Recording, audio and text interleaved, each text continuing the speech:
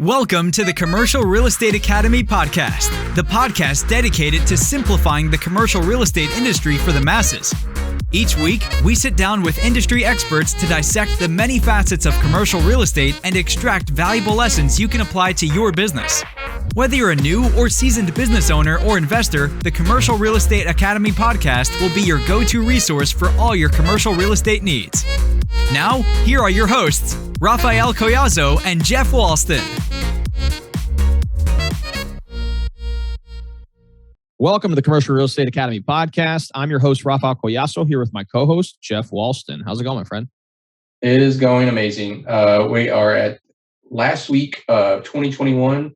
It's an exciting week for me, getting married at the end of the week on New Year's Eve. I know, Raphael, you're going to be a part of our celebration, and I look forward to it. So how's it going over there, my friend? Great. Just, finishing out the week strong so that we can celebrate you and, Cammie's wedding. We're really excited to be there and celebrate with you, both your wedding and the new year, which is, a unique way to do a wedding. I mean, I think It's pretty awesome to bring everyone together for both celebrations. And we're really excited to celebrate with you across the river here in New Albany, which is a small town just outside of Louisville. So really excited for that. And speaking of excitement, we actually had a phenomenal guest today. His name's Dan Lewkowicz. He's a commercial real estate broker, investor, founder of the CREPro course, which we touched on several times during this podcast episode. Again, he's just an overall all-star in all things commercial real estate related. He has a very unique background. He comes from a sales background, was heavily involved in the residential side, both on the investment, long-term, and flipping, and then jumped into the commercial real estate space as a broker and now an investor. Some of the things we talked about in the episode involved, what got him interested in commercial real estate to begin with, because as he mentioned several times throughout this podcast, it is kind of an industry cloaked in mystery. And so what made him decide, okay, this is the route that he wanted to ultimately take. We talked about some of the top characteristics that he sees in commercial real estate brokers and how to become a very successful broker within your line of focus area, I should say. And then also we talked about some of the things that he struggles he faced as far as scaling his business, in particular on the brokerage end over the course of the last several years. And then we also touched on something that Dan is extremely good at, which is the LinkedIn side of things. He has a very strong presence on LinkedIn. That's actually how I came in contact with him over the last several years, several months, I should say. And, he just does provide a wealth of knowledge and content online, especially digitally on LinkedIn. So we talked about some of the strategies in order to improve that. And then finally, we touched on, the course that he created to kind of fill the vacuum of information that was not available for, commercial real estate investors and agents. And that was the CREPro course. He talked about the process of actually creating the course and some of the content that's involved within that course and how it could be of value to other people. So really was a great conversation. I really enjoyed, again, every time I talk to Dan, it's a great conversation. He's just an impressive individual. So Jeff, do you have anything else you'd like to add? Yeah, you went over it great for him. I think for Dan, for me, what I took from the podcast is not only he's a CRE professional, but he's a professional advisor in CRE. So I think that you guys will gain a lot of value by listening to the episode and then finding ways that you can reach out to Dan. So awesome. Yeah, I couldn't agree more, Jeff. And again, I really think that you guys are going to gain a lot of value from listening to this episode. So I would highly encourage you to listen all the way to the end. So without further ado, let's go ahead and dive right into this episode. So, hey, Dan, welcome. Excited to see you this fine morning. Yeah, thanks for having me. Appreciate it very much. Definitely appreciate you coming on.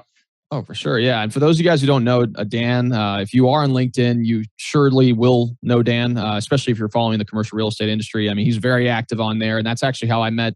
I don't know I think I came across you several LinkedIn challenges ago. Yona Weiss is a gentleman who runs a commercial real estate LinkedIn challenge. And I saw him engage heavily on there, and I've been following him ever since. And, he's just a rock star in the commercial real estate space. So I thought it'd be a great opportunity for us to learn from someone who's really active in the business and doing great things. So again, thanks, Dan, for stopping by. Yeah, my pleasure. Great getting to know you for sure. Oh, for sure, man. So one of the things we like to do when we first talk to someone is to learn a little bit more about the other person. So if you don't mind, just kind of sharing a high level overview, who you are and, just a little bit about your background. Yeah, I'm Dan Lewkowicz. I'm 38 years old. I've got 4 kids. I'm a net lease investment sales broker. So I actually run a team called the Lukowitz Group, and we have brokers all over the world, really. We're doing mostly net lease investment sales. So we'll sell your stuff like your triple net deals, like your Walgreens, your CVS's, your Taco Bells. We do a lot of medical office buildings, Dollar Generals. We sell a lot of resorts. We've got a pretty big, another big resort listing coming up here early January. And we have a lot of fun doing it. We provide value for our clients. We help them buy and sell real estate all over the country. This year, we'll do almost $1 billion of net lease, which is pretty impressive. I'm also the CEO of the CREPro course, which is an innovative training suite of services designed to teach people about commercial real estate investing and brokerage. We are in major brokerages all over the world. We've got students that are just enjoying what they're doing in real estate, and some of them now work together with us in our group, which is really exciting. And then I have a show at danontop.com. It's a show about commercial real estate. We've recorded about 160 episodes. Had the pleasure of having you on twice, which is super exciting. And, I just love real estate, love business, and really enjoy helping other people. Yeah, that's phenomenal, man. Yeah. And if you guys have followed Dan, and I encourage you to do so, I mean, it is pretty impressive, some of the things they're doing. And the fact that you're operating, obviously, both in the resorts, you like you said, you're doing Walgreens, Dollar Generals, all these different types of commercial properties across the country. Again, it's definitely not a common thing. And so we're excited to kind of dive into your story and some of the strategies that you can share with some of our audience members, and to give you some backdrop on who our audience is. They're commercial agents, they're contractors, they're developers, they're people that really are involved in the commercial real estate space. So I think you'll be able to share a lot of insights with them. Awesome. Yeah, that's a wide spectrum of commercial real estate that you got going on, Dan. I know I've seen several of you, like Raphael said, on LinkedIn and stuff. And which brings me to the question is, like, what really got you interested in commercial real estate? Yeah, it's a good question. I've been in the real estate investing space for a long time, since 2005. Done a lot with single family homes and wholesaling, multifamily, all that stuff. Back in the mid 20-teens, I was actually a business development executive for Amazon. So, while that was basically fueling and funding my habit. I tell people I'm a recovering house flipper. I'm in the middle of one right now. I got another one that's going to be going on. I love doing that. And while I was at Amazon, my father, who has been a business owner, as long as I know him, great guy, he was talking to me about getting involved in Amazon's real estate, because he was explaining to me that, Amazon is a blue ribbon tenant. They're a credit tenant. They're one of the biggest and best companies in the world. And they take dirt. They have somebody else build a fulfillment center there. And now they've created incredible real estate that's very valuable, especially today.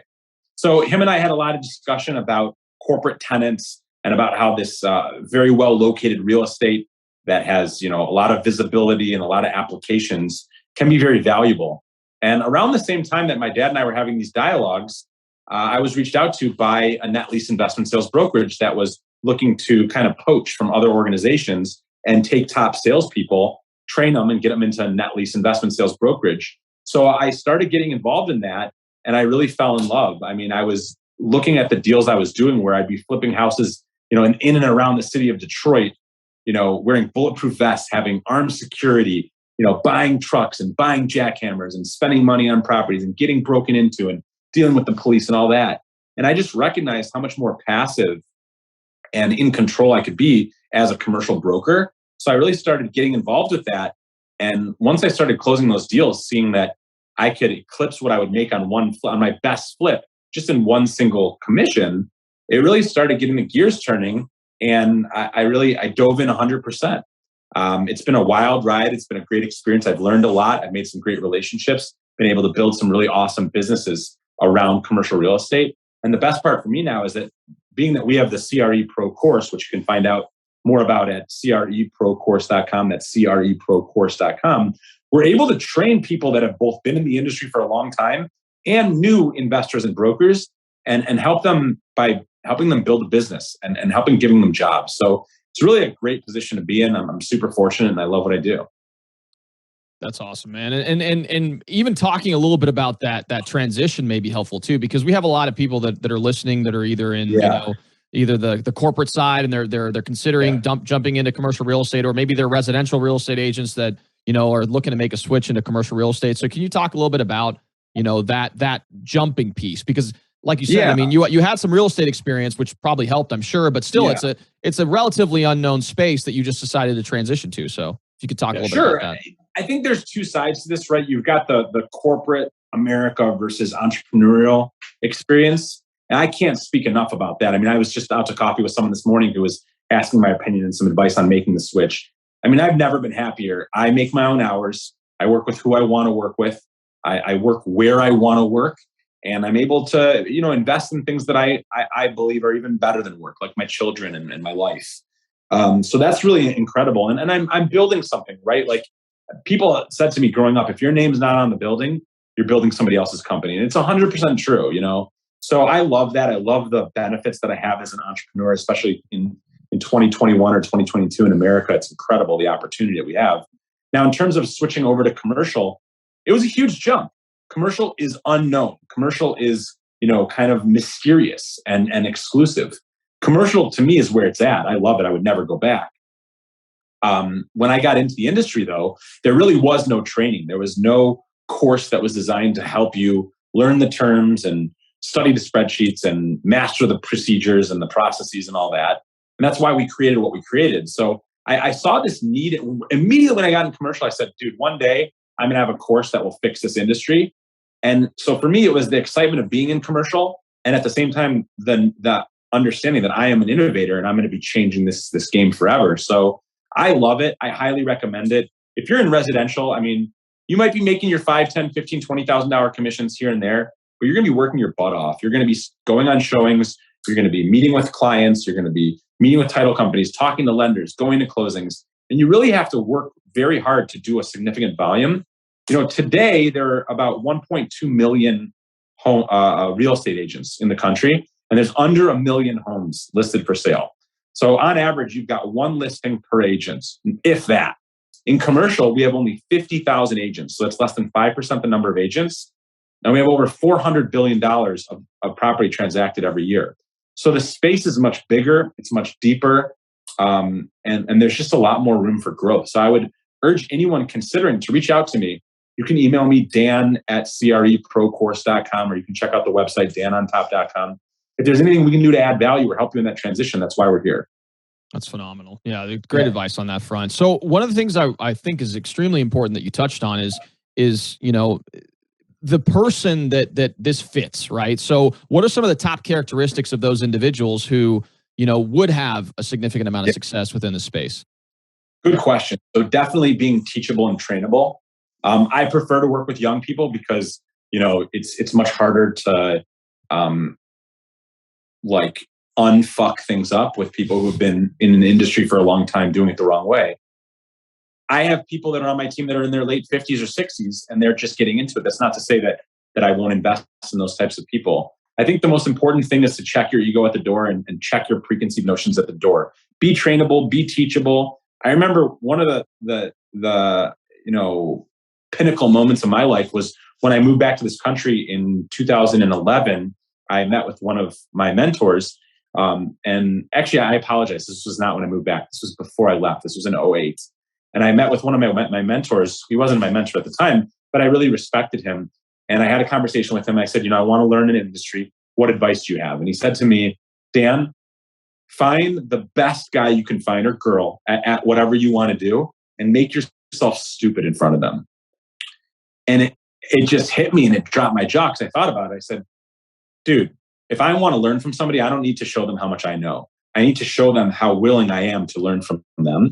So I immediately made him my mentor. I started working for him. And that was some very valuable advice. So I would say, find a mentor, make yourself stupid in front of them, make sure you're trainable and teachable, and take that fear, whatever fear you have, because it's scary. That fear is designed to inform you of something that may or may not be dangerous. It could just be a way that your brain is working that isn't even adaptive. But take that fear and don't let it shut you down.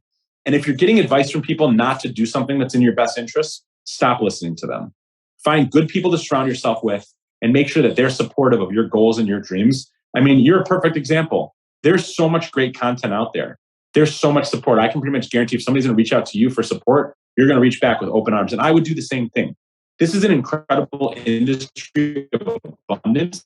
Most industries are not like this. Most industries, this is cutthroat in some senses, but this industry has an abundance of information that's available to people who ask the right questions. So I would just challenge everybody watching this to find the right people, ask the right questions, and make sure that you're always in a learning mentality. Phenomenal, yeah. And I'll even add toward what you're doing in the industry as well, because if you guys, again, like I said, if you don't follow Dan, like he is such a giving mindset. He's giving all the time on LinkedIn. He's creating a bunch of content. His podcast, Dan on Top, he's providing a ton of insights with people from all across the nation. And again, I think tapping into those individuals who are those nodes, those are the people that you want to surround yourself by. And so, if you haven't already, I would highly encourage you to definitely reach out to Dan and try to, learn ways to be able to either involve himself with a course or, even find ways to be able to collaborate in some capacity. So, yeah, appreciate it. Thank you. Dan, that was great advice. I actually like what you said about people that are been in their industry for X amount of years, but they learned all the wrong ways, right? So they're stuck in that single mindset. So it's kind of hard to get them off track and to the right track. So, speaking of that, getting off track and stuff, and since you've been scaling your brokerage business, what are some of the challenges that you faced thus far? Yes. So one of the biggest challenges is investment of time and capital. So, I can make an investment of time and capital in my own listings, in my own outreach, in my own pipeline, or I can make an investment of time and capital in my agents and in the people that work with me. And for me, I think one of the growth points has been that I've been more selective of the types of people that I'm going to invest my time and energy in training, and for obvious reasons. So that's been a major challenge for me. In addition, I would just say that finding time to sleep is a challenge. This market is on fire. I have clients that are calling me night and day, and it's definitely been a challenge for me. I've had to proactively insert, yoga or running or guitar or walks or vacations just to make sure, because at the end of the day, I view myself very differently than I used to view myself. Now I'm an advisor who is an essential component of many people's financial success. That's just who I am. That means that I have to perform for them because themselves, their children, their families, their employees are counting on my advice and my guidance. So it's really helped me to kind of supercharge my activity, to think about it. Well, hey, this decision right now, this isn't just impacting me and my family anymore. This is impacting other people. And that's really helped me to make good decisions and keep things in the right perspective. That's awesome. Yeah. And the fact that you mentioned the mental health piece, because again, once you start getting busy and start involving yourself in all these different parts of either business and personal life, because you also have a family as well, like having some time to yourself to be able to, exercise is huge for me, similar to you, I'm sure. And then, meditation, in the morning, just take 5 or 10 minutes just to sit with your thoughts and, realign yourself with your purpose. I think that's of extreme value. It is. It's huge. It's so important. And I know, like for me, I love working with my hands. I love building things. And I've had to step back in the middle of the day. I'm fortunate enough to be able to work whenever I want, wherever I want. But I literally come down here and hand paint these bricks because it gives me that artistic flow and it lets me have that release. And I've learned to just, 15, 20 minutes, I'm going to paint or I'm going to play guitar or I'm going to breathe or whatever, because I have to make sure that I'm on. It is so important. And I know as a younger man, I would burn myself out by just being overcommitted and not saying yes to myself. I've really learned to do better at that. And it's really helped my quality of life. So I urge everyone to make sure to put themselves first and to focus on that mental health and on that rest and relaxation that's so important. Yeah. And oh, go ahead, Jeff. Sorry. I was just going to stack on what both of you guys were saying about the mental health and how we're kind of like life batteries, right? I mean, your cell phone goes down and you got to recharge it. Same thing with us and our mental state, physical, everything, especially people when you have, bigger families and stuff like that. You got to take the time and you got to give back to what needs to grow and all that. So it's definitely take the time. You hit on it, Dan. Like when you're young, you think, oh, I can just go. But they don't realize if you actually take a little bit of time and do that rest and relaxation and recharge, the capacity that you're going to do, the quality of work after that you're going to do is actually way more beneficial than trying to work 16, 20 hours a day and only getting a few hours sleep type thing. So. Yep. And understanding the task that you should be doing. And that's one of the things that, Dan, when I was on his podcast recently, he was kind of challenging me. I'm working on trying to get a VA right now, which will be the first VA that I have. And so, we're working on the salary and everything and get her started here in the next several weeks. And, again, understanding that, there's certain tasks out there you shouldn't be doing. And right. if you're able to outsource those tasks, it frees you up to be able to do some of those things that you're mentioning. And then also allows you to free up some time to be able to focus on other things that are more important. So, on that note too, I think it's important to recognize that there are certain tasks that other people might be more efficient at or be a better usage of time. But there are certain tasks that I don't want to give up because they are rewarding to me.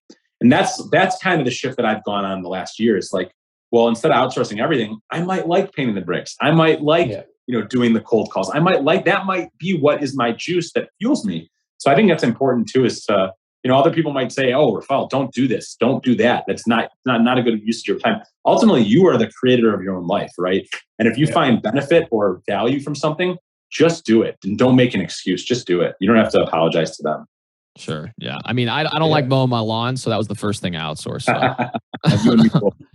That's awesome. Yeah. I mean, but on that note, like there are some people out there that like to sit on like a riding mower and they can get lost in their headspace while they cut grass, and it's relaxing to them. So, exactly. Yeah, for sure. So one of the things we touched on several times during this podcast, and I mentioned about you, is that your presence on LinkedIn, and you've really done a phenomenal job over the last several years and really building that brand on the platform. So could you kind of talk a little bit about, some of the strategies that you've implemented and some of the daily habits you have in order to make sure that you do have that reach that you currently have? So we have a whole module in our course that teaches about how to leverage LinkedIn for commercial real estate professionals. I like it. It's been one of our most, the best feedback that we get out of any module is probably that one. Some of the things we teach about is consistency, having that daily posting. Also, another strategy that's very important is I recommend sitting down with a pen and paper and writing out the top 10 or 15 thought leaders in your industry, right? If you're a financial advisor, your thought leader might be different than my thought leader as a commercial real estate professional, right? Whoever those thought leaders are, the people that you aspire to be, write them down, click that follow button. And if it helps you, make a spreadsheet so that you know to comment on them every single day. And then even more important than posting good content every day that adds value, I want you to interact with those 10 people every single day. And what you'll see is something magical will happen, because when you interact, you're on there, you've got your professional profile, you've got your professional photo, and you're interacting with other industry leaders. Psychologically, by association, you are now deemed somewhat of an expert. And it's a really great opportunity for people new in the industry to get themselves in front of that spotlight, which is where you want to be at most times, because that spotlight is where you promote your listings. That spotlight is where you promote your services. That spotlight is where you meet other people. So that's definitely a very important thing. Make sure that you're adding value when you post something. My golden rule when I post or when I comment is this a post or a comment that I would stop out of my very busy day, take time to look at, and then get value from? The answer is yes, I post it. If the answer is no, I don't. Which is hard for me because I like to make jokes and stuff, but I'll usually just share that with my friends. But the point is that you want to make sure that you're adding value and you're engaging and that you're in front of people's faces. LinkedIn is an incredible opportunity. I mean, it's free and you have access to so many people. I've met business partners on LinkedIn. I've met clients on LinkedIn. I've actually, gotten to know people better in real life because of LinkedIn. Great example. I'm big into cars. I just had a meeting this morning with somebody that reached out to me because he said, yo, I've got the same car as you. I saw you on LinkedIn, talking about your cars. And that's just another connection point. LinkedIn is an opportunity not only to add value, but it's a place to be real and authentic. And people appreciate that. Oh, that's phenomenal. And I think another point that which you mentioned is the reach. And again, commercial real estate is one of those things that you do business with people, not even just in your local market. You can do business with people all across the nation. And I'm sure with the triple net properties that you deal with, I mean, you could probably have someone who's living in Florida and they're interested in a property in Michigan, or they're living in, they have a property in Alabama and someone from New York wants to buy it. We actually sell nationwide. We sell, I just closed a deal in Iowa. I closed a deal in Georgia. That's amazing. I've got one in Traverse City. We're working on one in Colorado right now. Most of these markets I've never been to. That's amazing. Yeah, no. And it just goes to show the reach. And there's, like you said, it's a relatively tight-knit community for the most part. I mean, you have 50,000 agents throughout the nation. And obviously there's other people involved in the ancillary within the industry, the banking side, the insurance side, et cetera. And then obviously business partners interested in investing with you. So again, I've really recommitted myself to LinkedIn. When I first started, I was very sporadic about it. And then I got involved with like the Yona Weiss CRE LinkedIn challenge, which if you guys haven't done it already, I would highly encourage you to check it out. And then from there, I started networking with people through the challenge and continue to get involved and continue to engage. And now I've gotten into a more regular cadence of posting and engaging and commenting as well. And it's definitely made a difference in the reach that I'm able to achieve. So it's awesome. It's a big thing and there's a lot of value in it. That's why in our course, we teach people how to leverage it because it's a tool and it should be used for the great good that it can provide. Definitely. And speaking of reach, we're close to the end of the year. So I didn't know if you've already started planning and have you written and request, like what's your progression towards your goals for 2022? What do you got for around the corner? Yeah, so I actually have a great accountability partner, Ben Kogut. He's been on my show. I've been on his. I actually was just in Mexico with him a couple weeks ago. We just got off our Wednesday accountability call a few minutes ago. So every week we have an accountability call where we discuss what's going on in our life, personal and business. And, we go over our goals, go over what went well, what didn't go well, how it could go better. So I do that every week and that's not going to stop even though it's the holidays. In terms of, what I've chosen to do over the last couple of years is I make a mental note of what my goal is production wise.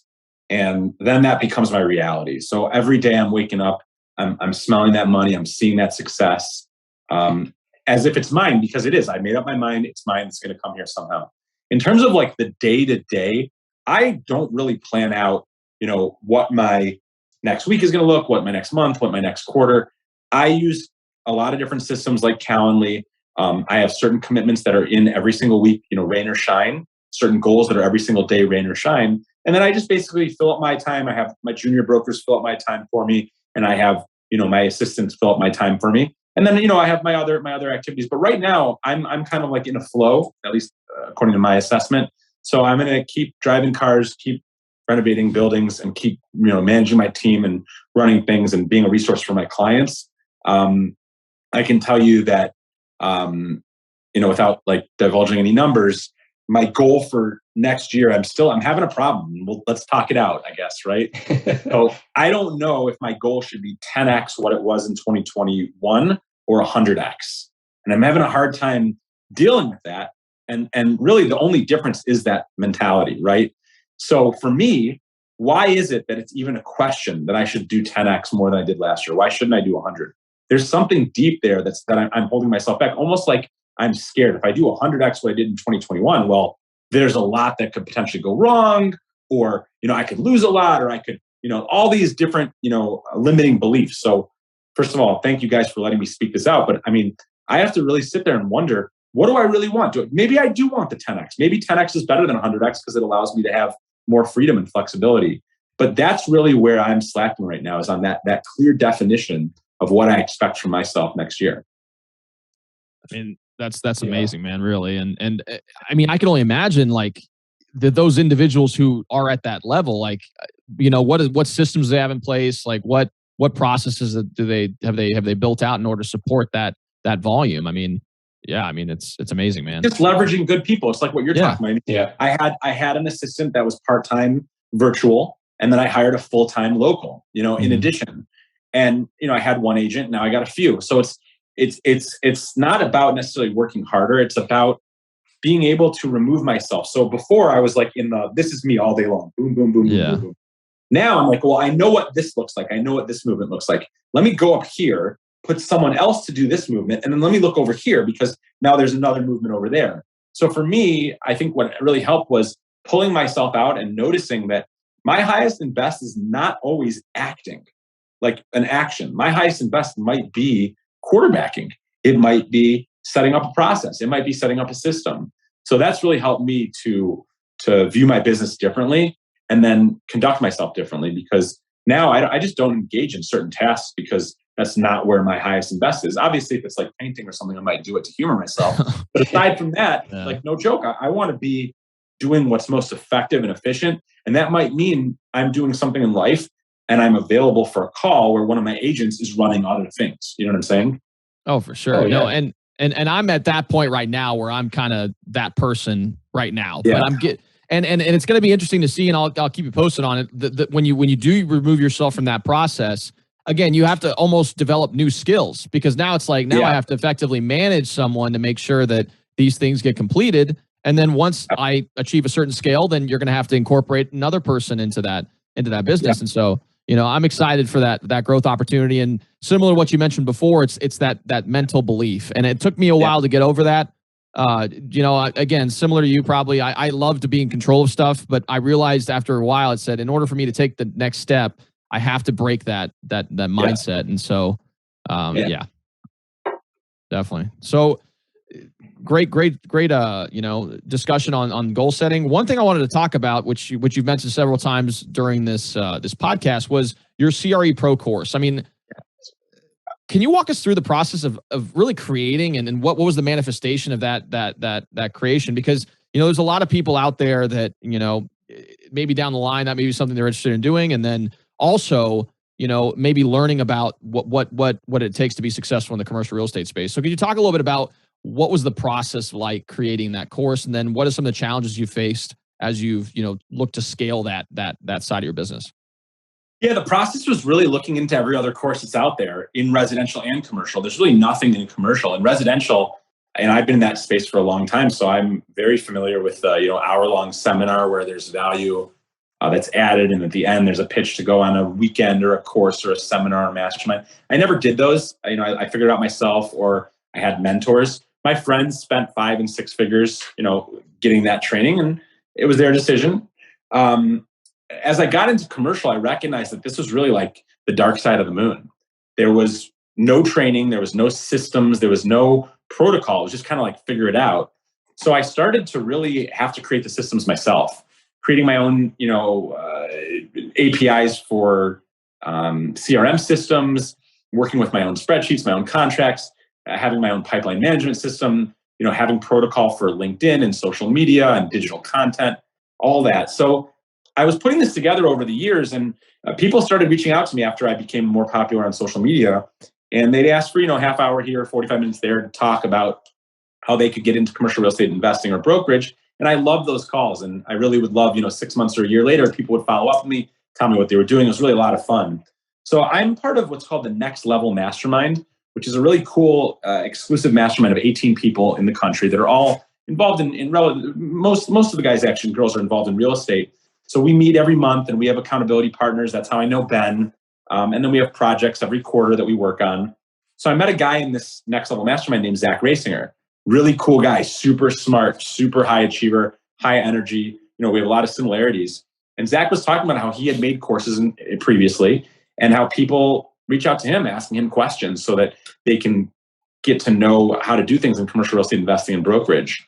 So Zach and I decided, look, people are asking for a course. They're asking for a training program. Dude, let's just make it.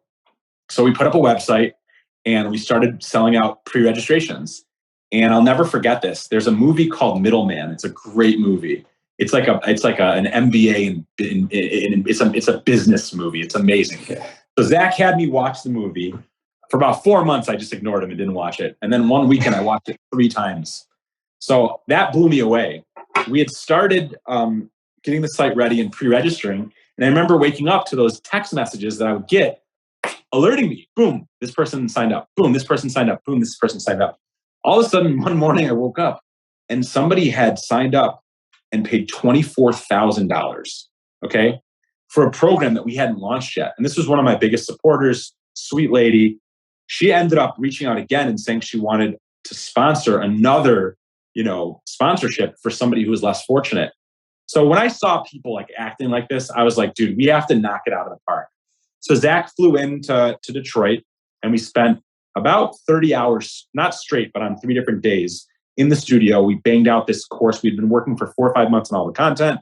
We recorded it professionally in the studio and we launched it. And it was met with great reviews. At that point, people who had taken the course started reaching out saying, I love the course. I want to get involved in a mentorship program because there's no next step. So we set up a mentorship program. Then people were saying they wanted a mastermind program to do more deals. We set that up. Then people started applying to work with us, which is really incredible. So the process was basically us separately, creating all these systems, and then together tweaking them and creating a training program that's going to give everyone what they need to be a top commercial real estate investor or broker, kind of to level the playing field and leave all excuses behind. So what we found is that people all over the world are taking this course and they're loving it and they're doing great things after taking it. And really, one of the best parts is that we've created a community of CRE pros where people are actually doing deals together now because they were in the course together. So it's a great program. It's $497. You have 90 days access. There's 26 modules. You get all of the documentation. You get a completion certificate at the end. You get all the spreadsheets, the forms, the glossaries, the cold call scripts, the databasing techniques and help. Everything is included in the course.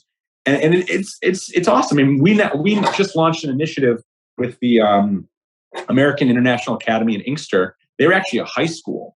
And they have now implemented the CRE Pro course in their curriculum.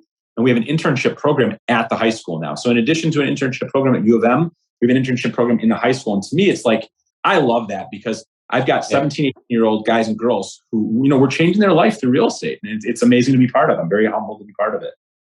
Oh, that's awesome, man. And to that point too, it opens them up to the opportunity of the commercial real estate business, because I can speak from personal experience. I had no idea that this was even an industry that I could even get part of. I mean, I come from an engineering background, and that was kind of the formal path that I was on. And from my understanding, from an outsider looking in, the commercial real estate business seemed like a very, like you said, cloaked in mystery. You kind of had to have your family into it to do it. And so kind of breaking that barrier and breaking that mold and showing people that, yes, in fact, you can get in this business.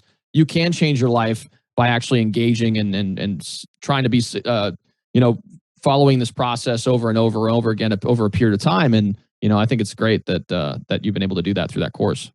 Thank you. Yeah. Sounds pretty impressive. I'll have to go in and check it out myself and see what you guys got going on, especially the social media aspect. I know that. Oh, yeah. And commercial real estate for sure. I feel like a lot of agents being older and whatnot in that career field, that they don't utilize that enough. And I think that's the direction that the CRE is moving in my opinion. So yeah, no doubt. Yeah. So speaking of that, with information and like gaining more knowledge for yourself, what would you say is one of the most impactful books that you've read? Could be recently or years ago or. Yeah, I definitely love, if you're looking multifamily, the book Multifamily Millions by Dave Lindahl is incredible. It's a great book in general for real estate investing because it really shows you how there's no difference between 20 units or 200 units. It's just the number of zeros.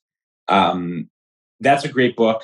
I love Think and Grow Rich. That's a book where you read it once, don't even put it down, start over, keep reading it. That's a great book for psychological principles to be successful in everything. I love the book called, this book is so good that one of my former partners got mad at me that I had it out in public at my house. It's that good. He doesn't want other people looking at it, but I'm different mentality. I love the abundance mentality. It's called Influence, The Psychology of Persuasion by Robert Caldini. And it's all about different psychological phenomenon that occurred during the sales process. Super interesting. Love that book. Also, Millionaire Real Estate Investor is a great book. The One Thing by Gary Keller and Jay Paxson is a great book. There's a lot of stuff out there. That's a great number of shares. I've read several of those. And I think Robert Cialdini, I went to Arizona State and he was a professor at Arizona State for many years. Very, very famous person. And I'm going to get that on my list. I have not read that book, I must say. But several of those other books I've read, and they're all phenomenal books. That's awesome. Think and Grow Rich for me is definitely, like you said, like maybe, transformative. Yeah, like every few months you pick it up, reread. It definitely keeps you in that mindset for sure. No doubt. Yeah. So first off, Dan, thank you so much for stopping by. We really do appreciate you coming by the podcast and sharing your insights with our audience. Prior to hopping off, what we typically do is we ask our speakers to provide something to what we call the commercial real estate treasure chest. Essentially, it's a repository of resources that we make available to our audience for free. And it just provides them with insights pertaining to the commercial real estate industry. So just wanted to ask, what did you want to contribute today? So first of all, danontop.com, we've got about 160 episodes. It's all free. There's tons of great content, tons of great, literally industry experts from around the world.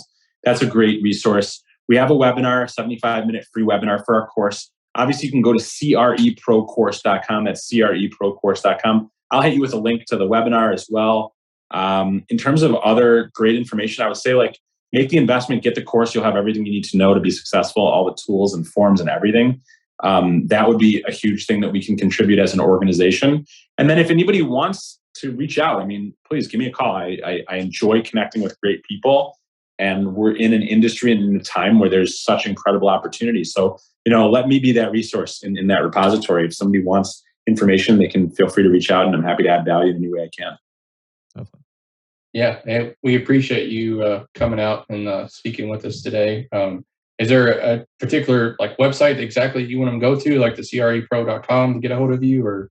Yeah, you can go to CREProcourse.com to get information. Dan on Top is a great website and resource. You can email me. I gave my email for CREPro, my email for Dan at danontop.com. Also get my phone number for anybody who wants to reach out directly. It's 248-943-2838. Again, 248-943-2838. Awesome. Yeah. And we'll include that in the show notes. So if you guys are watching this in a podcast format, it's going to be in the description. If you're watching this on YouTube, it's going to be in the show description as well. So you guys can have access to that and reach out to Dan and engage with them. So again, Dan, thank you so much for stopping by. If you guys are watching this on YouTube, feel free to like and subscribe to the channel. It really helps with the YouTube algorithm. Ensures more and more people can hear this message. If you guys are listening to this in a Spotify, Apple Podcasts, any type of podcast format, we would really appreciate it if you could leave a five-star review. It helps with the algorithm and make sure that more and more people can hear this message and learn about the many facets of commercial real estate. So thanks again for stopping by. We'll see you all next week.